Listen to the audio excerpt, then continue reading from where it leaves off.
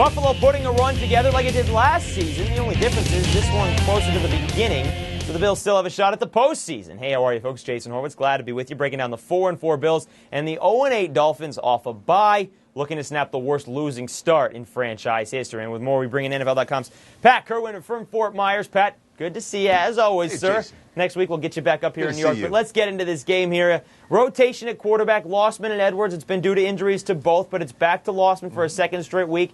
Great performance against the Bengals, but to me, the biggest thing so far has been the difference in Lee Evans.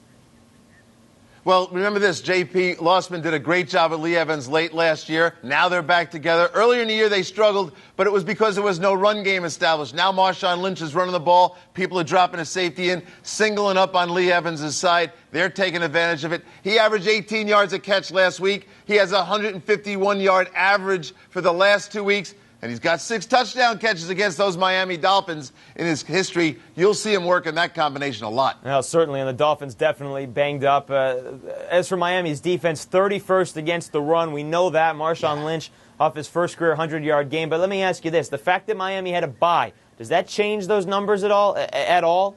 No.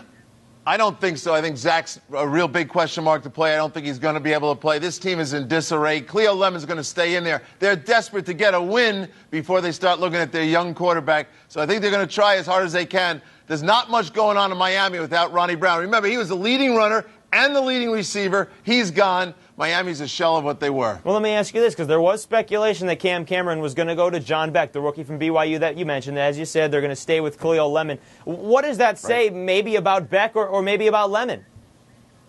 Well, I think they feel with Lemon they get their best chance to win the game. If they get a win or two under their belt, you're going to see them direct all their interest to the 2008 season and get Beck some playing time. Remember, Beck is not young. He's a rookie, but this is a kid who was at BYU on a mission. He's a little older. They need to get him on the field by the end of November. All right, well, it's a Dolphins team that's had a problem stopping anybody. It's a Bills team that's on a roll. Let's take a look at the AccuScore prediction. 10,000 tests, all mathematical elements, 10,000 results, and here's what it had for this game. A toss-up, Pat. I know it's your favorite, but the Bills 50%, the Dolphins 49%, and a very close game.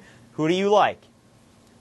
I like the Buffalo Bills in this game at home, and I know everyone likes to see the Dolphins win the game, but to me, the Buffalo Bills under Dick Duran are on a roll. They're going to play solid defense. They're going to get after Cleo Lemon, and Marshawn Lynch will run for over 100 yards. I like the Buffalo Bills. They're certainly playing very well for head coach Dick Duran. Pat, thank you very much, and we'll see you up here next week. Take care, Jason. Folks, the Bills looking to win their 4th straight game for the first time since 2004. Even more important, all 4 will have come against AFC opponents. The Bills and Dolphins kick it off at 1 p.m. Eastern on CBS. And for more on this game or any other in Week 10, be sure to stay with CBSSports.com. Watch everything else on the CBS Audience Network. For Pat Kerwin, I'm Jason Horwitz. Take care.